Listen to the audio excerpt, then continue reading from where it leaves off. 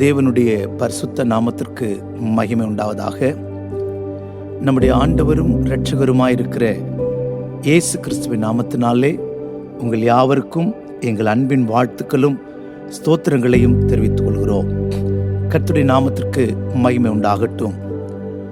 தேவன் நம்முடைய ஜீவியத்தில் ஒரு ஆராதனையை கூட கிருபையாய் தந்தாரே, அதற்காய் நாம் நன்றியுள்ளவர்களாய் கர்த்தரை ஸ்தோத்தரிப்போம்.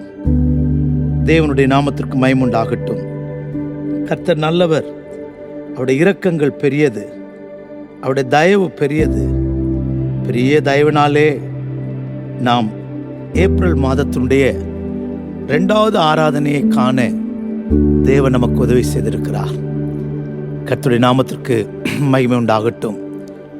தேவன் எவ்வளவு அழகாய் நம்மை 12 நாட்கள் நடத்தி இந்த ஆராதனை காண செய்த தேவனை நன்றியுள்ள இருதயத்தோடு கூட நாம் வாழ்த்துவோம், நன்றி சொல்லுவோம். எங்களுக்கும் இப்படி ஒரு நல்ல ஆராதனை தந்திருக்கிறீரே, நன்றியப்பா என்று சொல்லி கர்த்தரை மகிமைப்படுத்துகிற ஜனமாய் நாம் மாறுவோம்.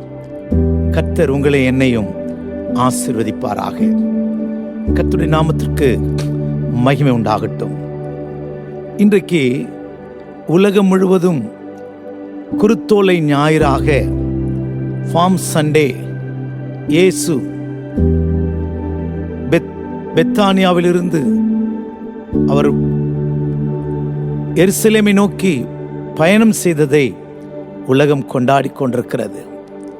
கழுதையின் மேலும் கழுதை குட்டியின் மேலும் இயேசு பவனி செல்கிறதை, ஜனங்கள் எல்லாரும் ஆர்ப்பரிக்கிறதை குறித்து இன்றைக்கு ஃபார்ம் சண்டே குருத்தோலை ஞாயிறாக அனுசரிக்கிறோம். கர்த்தருடைய நாமத்திற்கு மகிமை உண்டாகட்டும். இன்றைக்கும் கூட இந்த குருத்தோலை ஞாயிறை குறித்து ஒரு செய்தியை நான் பேச ஆசிக்கிறேன். கர்த்தருக்கு ஸ்தோத்திரம். இந்த இயேசு பவனி வந்ததை 4 சுவிசேஷத்திலேயும் நமக்கு படிக்க முடியும். மத்தேயு சுவிசேஷம் 21ஆம் அதிகாரம் 1 முதல் 11 வசனங்கள் வரைக்கும் படிக்கும் போதும், மார்க்கு சுவிசேஷம் 11ஆம் அதிகாரம் 1 முதல் 11 வரைக்கும் உள்ள வசனங்களை படிக்கும் போதும், லூக்கா சுவிசேஷம் 19ஆம் அதிகாரம் 30 முதல் 45 உள்ள வசனங்களை வாசிக்கும் பொழுதும், யோவான் சுவிசேஷம் 12ஆம் அதிகாரம் 12 23 வரைக்கும் படிக்கும் பொழுதும் இயேசு பவனியாய் வந்ததை நாம் குறித்து வாசிக்க முடியும். எத்தனையோ செய்திகளை கேட்டிருக்கிறோம். இந்த குருத்தோலை ஞாயிறிலே என்ன விசேஷம்? இந்த 4 சுவிசேஷத்திலும் முன்பு நாம் சொல்லப்பட்ட வார்த்தைகளை கேட்போமானால், கர்த்தருக்கு ஸ்தோத்திரம், அதிலே நாம் வாசிக்கும் பொழுது ஒரு கழுதை குறித்து படிக்கிறோம். 2வது, கழுதையின் மேல் இயேசு ஏறின பின்பு ஜனங்கள் வஸ்திரங்களை விரித்ததை குறித்து, இயேசு கழுதையிலே வருகிறார், அவருக்கு முன்பாக வஸ்திரங்களை விரித்ததை குறித்து நமக்கு படிக்க முடியும். 3வது, ஜனங்கள் மரக்கிளைகளை கொண்டு ஆர்ப்பரித்ததை நமக்கு வாசிக்க முடியும். 4வதாக, கர்த்தரின் நாமத்திலே வருகிற இவர் ராஜா, இயேசுவை ஜனங்கள் ராஜா என்று சொன்னதை குறித்து படிக்க முடியும்.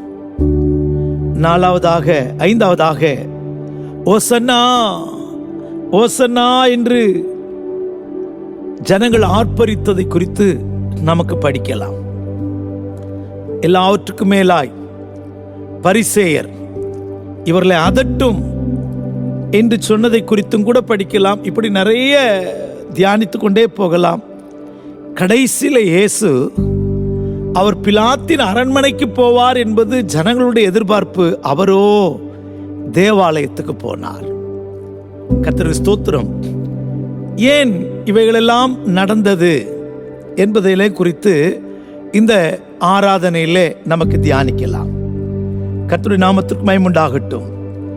இங்கே லூக்கா சுவிசேஷம் 19ஆம் அதிகாரம் 35ஆம் வசனத்திலே நாம் படிக்கும்போது லூக் chapter 19 verse 35 அங்கே படிக்கும்போது கர்த்தருக்கு ஸ்தோத்திரம், அதை இயேசுவினிடத்திலே கொண்டு வந்து தங்கள் வஸ்திரங்களை அதன் மேல் போட்டு இயேசுவை அதன் மேல் ஏற்றினார்கள். கழுதை குட்டி அவர்கள் அவிழ்க்கும்போது அதற்கு உடையவர்கள் குட்டியை ஏன் அவிழ்க்கிறீர்கள் என்று கேட்டார்கள். அதற்கு அவர்கள் அது ஆண்டவருக்கு வேண்டும் என்று சொல்லி அதை இயேசுவினிடத்திலே கொண்டு வந்து தங்கள் வஸ்திரங்கள் அதன் மேல் போட்டு இயேசுவை கழுதையின் மேல் ஏற்றினார்கள். முதலாவது, இயேசுநாதர் கழுதையின் மேல வந்தார். ஏன்? இவர் ராஜாவாயிற்றே, அண்ட சராசரங்களை படைத்த தேவனுடைய குமாரன் அல்லவா? ஏன் இந்த கழுதையின் மேல இவர் பவனி வரணும்? இவருக்கு ஒரு நல்ல குதிரை கிடைக்காதா? அப்படியெல்லாம் நம்ம யோசிக்கலாம். நான் யோசித்ததுண்டு. இதற்கு 2 காரணம்.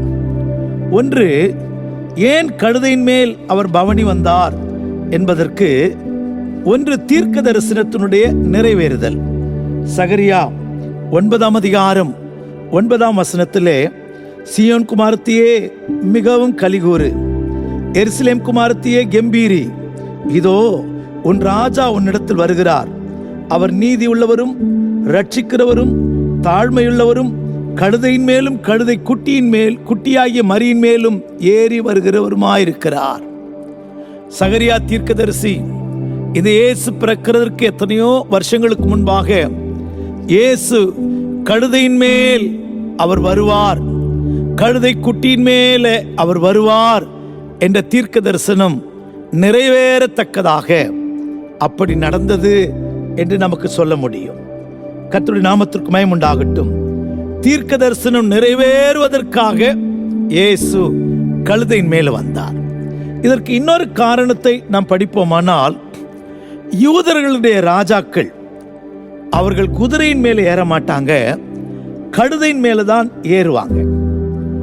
உதாரணமாக 1 ராஜாக்களின் புஸ்தகம் 1ஆம் அதிகாரத்திலே தாவீது சாலமோனை ராஜாவாக்க நிர்ணயித்த போது இந்த சாலமோனை First King chapter 1 verse 32 and 33 32 33 வசனத்தை படிக்கும்போது அங்கே அவர்கள் ராஜாவுக்கு முன்பாக பிரவேசித்து ராஜாவை நோக்கி, நீங்கள் உங்கள் ஆண்டவனுடைய சேவகரை கூட்டிக் கொண்டு என் குமாரனாகிய சாலமோனை என் கோவேறு கழுதையின் மேல் ஏற்றி அவனை கீகோனுக்கு அழைத்து கொண்டு போய் அங்கே ஆசாரியனாகிய தோவாகும் தீர்க்கதரிசியாகிய நாத்தானும் அவனை இஸ்ரவேலின் மேல் ராஜாவாக அபிஷேகம் பண்ண கடவர்கள்.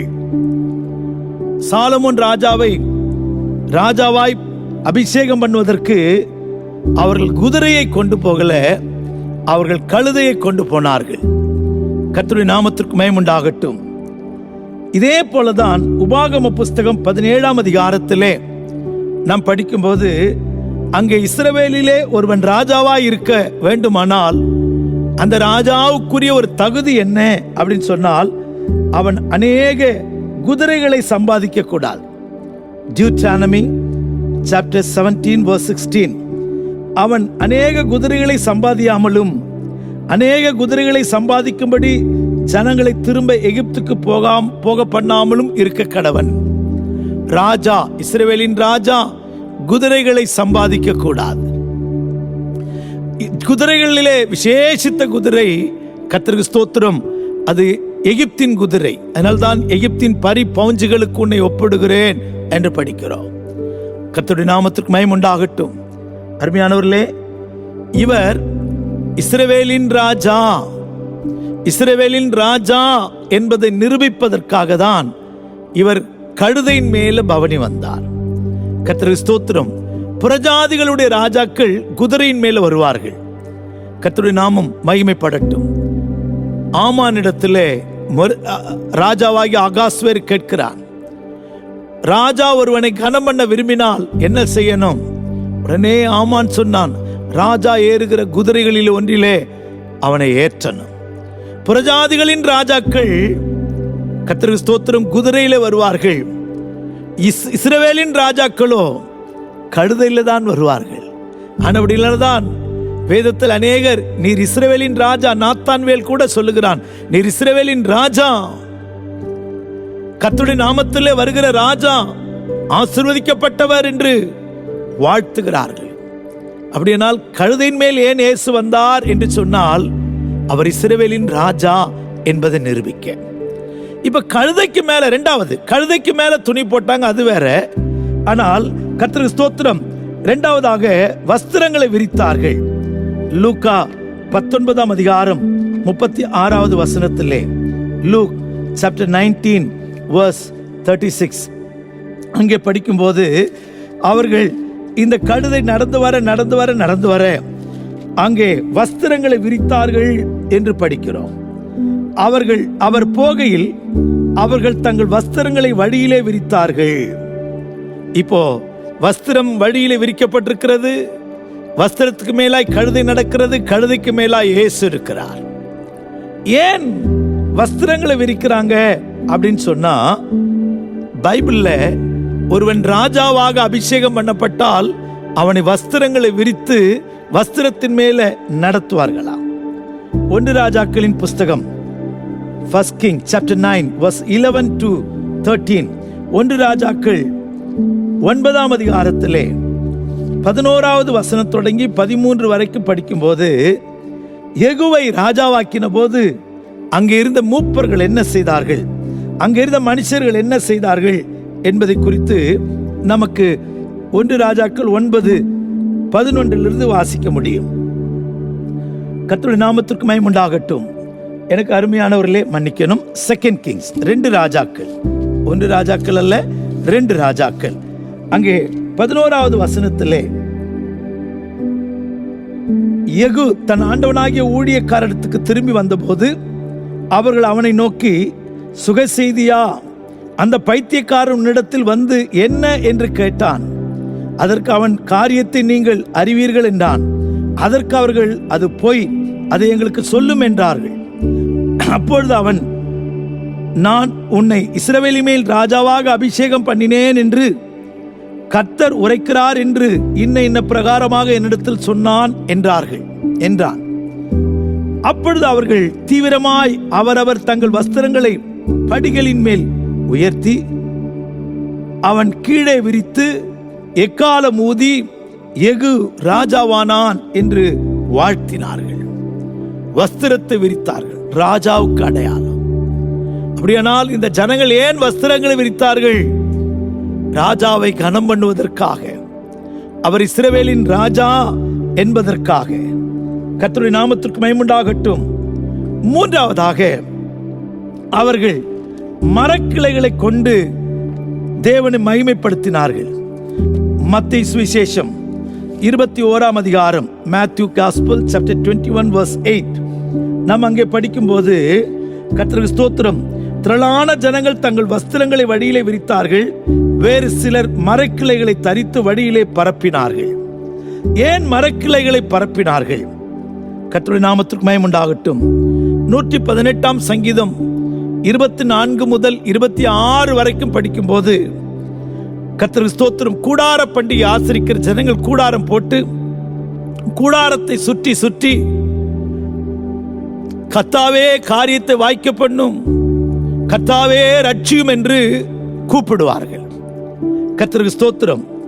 இது லேவியராகம புஸ்தகத்திலே Book of Leviticus chapter 23 verse 40, 23:40 படிக்கும்போது, அங்கே பேரித்த ஓலைகளை கொண்டு வந்து அவர்கள் தேவனை அந்த கூடார பண்டிகையை ஆசரிக்க வேண்டும். 23 அதிகாரம் லேவியராகம புஸ்தகம் 10வது வசனம், முதல் நாளிலே அலங்காரமான விருட்சங்களின் கனிகளையும் பேரிச்சின் ஓலைகளையும் தழைத்திருக்கிற விருட்சங்களின் கிளைகளையும் ஆற்றலறிகளையும் கொண்டு வந்து உங்கள் தேவனாகிய கர்த்தருடைய சந்நிதியிலே 7 நாளும் மகிழ்ச்சியாயிருங்கள். பேரித்த ஓலைகள், அதான் குருத்தோலை. கர்த்தருக்கு ஸ்தோத்திரம். இஸ்ரேல் தேசத்தில் நிறைய பேரித்த மரங்கள் இருக்கனால அந்த பேரித்த ஓலைகளை பிரித்து ஓசன்னா ஓசன்னா என்று பாடினார்கள். சில மரக்கிளைகளை கொண்டு வந்தார்கள். அவசரம், கிடைச்ச மரக்கிளைகளை எல்லாம் கொண்டு வந்தார்கள். இது அவர்கள் எதிர்பார்த்திருந்த ராஜாவின் வருகைக்கை காண்பிக்கிறது. கூடார பண்டிகையின் நோக்கமே கர்த்தாவே காரியத்தை வாய்க்க பண்ணும், கர்த்தாவே ரட்சியும். அதுக்குதான் கர்த்தர் ஸ்தோத்திரம் அப்படி செய்தார்கள். நான்காவதாக ஓசன்னா, தாவீதின் குமாரனுக்கு ஓசன்னா, கழுதையின் மேலும் கழுதை குட்டியின் மேலும் வருகிறவருக்கு ஓசன்னா என்று சொல்லி தேவனை மகிமைப்படுத்தினார்கள். ஓசன்னா என்று சொன்னால் கர்த்தாவே ரட்சியும், கர்த்தாவே ரட்சியும். கர்த்தருடைய நாமத்திற்கு மகிமை உண்டாகட்டும். இப்போ வேண்டுதல் செய்கிறேன், கர்த்தாவே ரட்சியும், வேண்டுதல் செய்கிறேன் என்று அர்த்தம். இப்பொழுது நாம் புதிய ஏற்பாட்டு காலத்திலே கர்த்தர் நாமத்திற்கு, கர்த்தர் தான் இப்பொழுது ராஜா, கர்த்தர் தான் இப்பொழுது ராஜா. இப்பொழுது ரட்சியும் வேண்டுதல் செய்கிறேன் என்று சொல்ல வேண்டாம். நாங்கள் ரட்சிக்கப்பட்டுட்டோம், இயேசுவே சீக்கிரம் வாரும், இரண்டாம் வருகைக்காக தவிப்போம். கர்த்தருடைய நாமத்திற்கு மகிமை உண்டாகட்டும். இவரை ராஜாவாக ஜனங்கள் ஏற்றுக்கொண்டார்கள், இவரை ராஜாவாக ஜனங்கள் ஏற்றுக்கொண்டார்கள். ஆனால் இவரோ கர்த்தருக்கு ஸ்தோத்திரம் பவனி போயிட்டே இருக்கிறார். எருசலேம் கிட்ட வந்துட்டார். வலது பக்கம் ஒரு வழி, இடது பக்கம் ஒரு வழி, முன்னடப்பாரும் பின்னடப்பாரும் திரளான ஜனங்கள். கர்த்தருக்கு ஸ்தோத்திரம். ஒரு இடத்துல இந்த உலகமே அவன் பின்னால் போகிறதே, இந்த உலகமே அவன் பின்னால் போகிறதே என்று கர்த்தருக்கு ஸ்தோத்திரம் பயந்தார்கள். கர்த்தருடைய நாமத்திற்கு மகிமை உண்டாகட்டும். தேவனுடைய நாமம் மகத்துவப்படட்டும். மார்க் 11ஆம் அதிகாரம் 11வது வசனமாயிருக்கும் நினைக்கிறேன். உலகமே அவருக்கு பின்னாக போகிறதாக அங்கு இருக்கிறவர்கள் சொல்லுகிறதை நமக்கு படிக்க முடியும். கர்த்தருடைய நாமத்திற்கு மகிமை உண்டாகட்டும். அப்பொழுது இயேசு எருசலேமுக்கு தேவாலயத்தில் பிரவேசித்து எல்லாவற்றையும் சுற்றி பார்த்தார். கர்த்தருடைய நல்ல நாமம் மகிமைப்படட்டும். உலகமே, இன்னொரு இடத்துல உலகமே அவருக்கு பின்னாக போகிறதா. கர்த்தருக்கு ஸ்தோத்திரம். இன்னொரு சுவிசேஷத்திலே அவ்விதமாய் எழுதப்பட்டிருக்கிறது. உலகம் முழு ஜனமும் இயேசுக்கு பின்னாக போகிறார்களா. அப்படி ஒரு கர்த்தருக்கு ஸ்தோத்திரம் சூழ்நிலை. ஜனங்கள் எல்லாம் இயேசுக்கு பின்னாக, அவ்வளவு திரளான கூட்டம் இயேசுக்கு பின்னாக போய் கொண்டிருக்கிறார்கள். கர்த்தருக்கு ஸ்தோத்திரம். எப்படி ஆகிலும் இவரை ராஜாவாக்க வேண்டும். நேரா இந்த இயேசு ஜனங்கள் நினைக்கிறாங்க, நேரே போய் பிலாத்துவின் அரண்மனைக்குள்ள பிரவேசித்து பிலாத்தையோட கூட்டத்தை எல்லாம் துரத்திட்டு இயேசுவை ராஜாவாக்கலாம் அப்படின்னு நினைக்கிறாங்க. ஆனால் இயேசு என்ன செஞ்சார் தெரியுமா? அவர் பிலாத்தின் அரண்மனை பக்கம் போகிறதை பார்க்கிலும் அந்த கழுதை அப்படியே தேவாலயத்தின் பக்கமாய் போயிற்று. தேவாலயத்தின் பக்கமாய் போயிட்டார். இப்ப தேவாலயத்தின் பக்கமாய் போய் ஆசாரியனுக்கு முன்பாக நிற்கிறார். கர்த்தருக்கு ஸ்தோத்திரம். இயேசுவை இன்னும் 4 நாள் 5 நாளுக்குள்ள சிலுவையில் அறைய போறாங்க. நமக்கு வெள்ளிக்கிழமை இயேசுவை சிலுவையில் அறைந்ததாக நாம தியானிக்கிறோம். சிலுவை தியான கூட்டங்களை நடத்துறோம். பெரிய வெள்ளி, கர்த்தருக்கு ஸ்தோத்திரம், குட் ஃப்ரைடே, நல்ல வெள்ளி என்று, புனித வெள்ளி என்று ஆராதிக்க போகிறோம். ஆனால் ஏன் இயேசு ஞாயிற்றுக்கிழமையே தேவாலயத்துக்கிட்ட போனார், ஆசாரியரிடத்துல போனார்? இதற்கு வேதத்துல ஒரு பிரமாணம் இருக்கிறது. பஸ்கா ஆட்டுக்குட்டியை அடிக்கிறதற்காக யாத்ராகம புஸ்தகம் 12ஆம் அதிகாரம், எக்ஸடஸ் சாப்டர் 12 verse 3 அங்கே படிக்கும்போது யாத்ராகம புஸ்தகத்தில் கர்த்தருக்கு ஸ்தோத்திரம் 10ஆம் நாளிலே ஆட்டுக்குட்டியை தெரிந்து கொள்ளணும். 10ஆம் நாளிலே ஆட்டுக்குட்டியை தெரிந்து கொள்ளணும். அதனாலதான் ஆசாரியனுக்கு முன்பாய் பிலாத்தின் அரண்மனைக்கு போயிருந்தால் அவர் ராஜா. ஆசாரியனுக்கு முன்பாக போய் நின்றது எதுக்கு தெரியுமா? அவர் பலியாக்கப்பட வந்த ஆட்டுக்குட்டி, கிருபாதார பலி. கர்த்தருக்கு ஸ்தோத்திரம். தன்னை பலி பொருளாய் உறுதிப்படுத்துவதற்காக தான் இங்கே தேவாலயத்துக்கு வந்தார். இதே யாத்ராகம புஸ்தகம் 12ஆம் அதிகாரம் 6ஆம் வசனத்திலே இந்த ஆட்டுக்குட்டி, பஸ்கா ஆட்டுக்குட்டி 10ஆம் நாளிலே தெரிந்தெடுக்கப்பட்டு 14ஆம் நாளிலே அது அடிக்கப்பட வேண்டும், பலியாக்கப்பட வேண்டும்.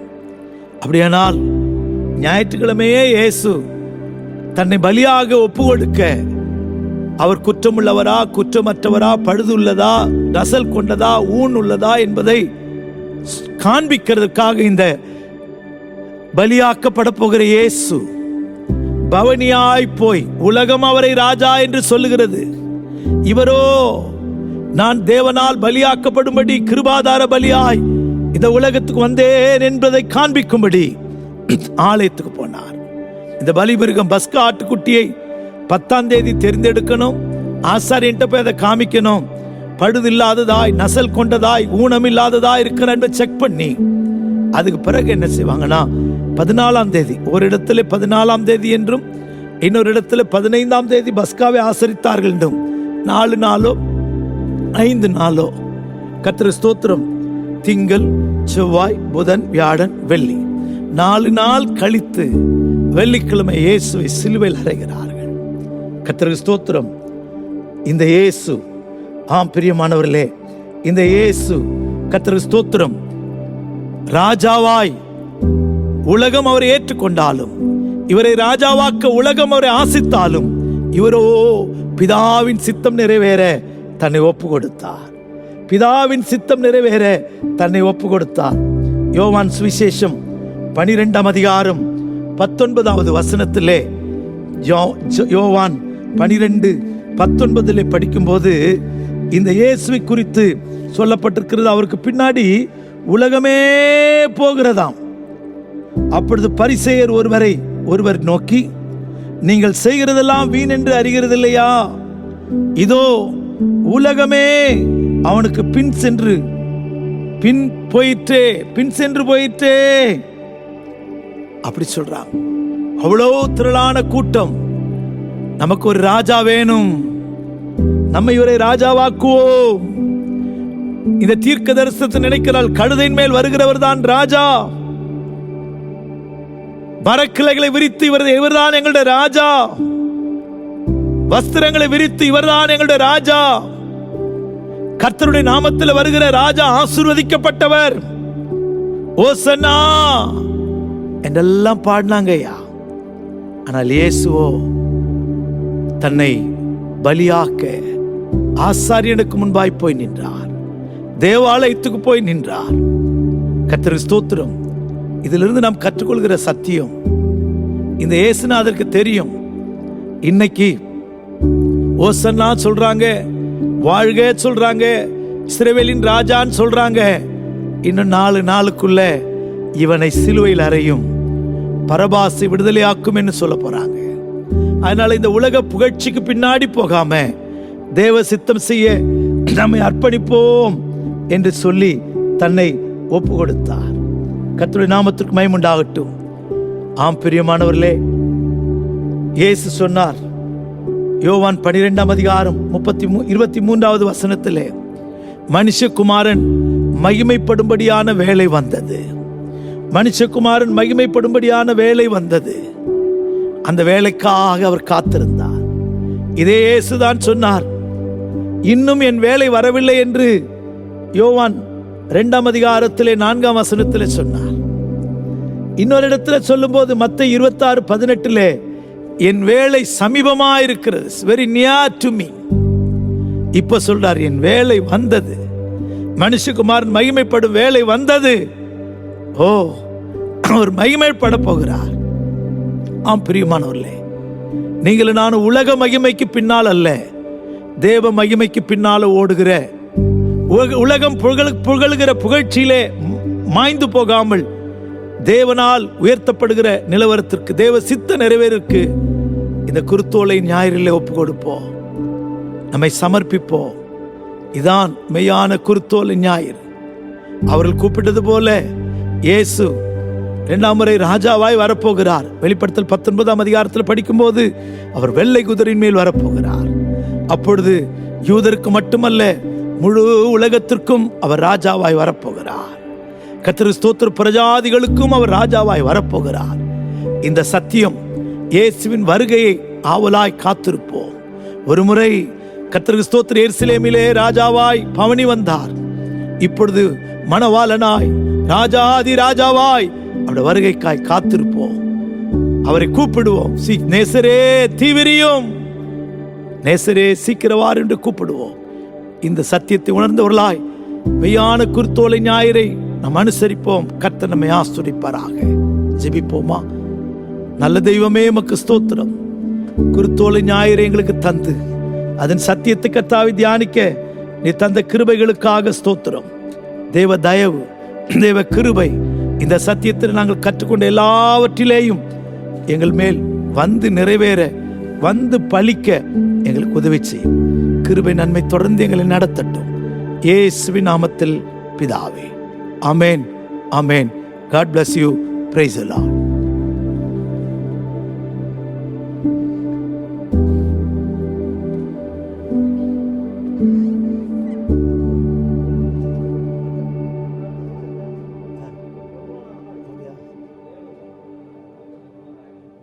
Yeah.